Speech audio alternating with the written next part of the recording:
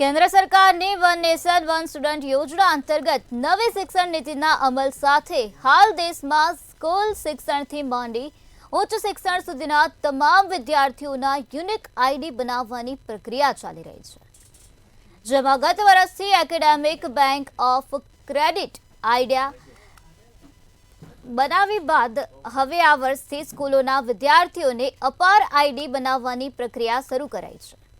28 લાખ જેટલા વિદ્યાર્થીઓને હવે અપાર આઈડી બનશે।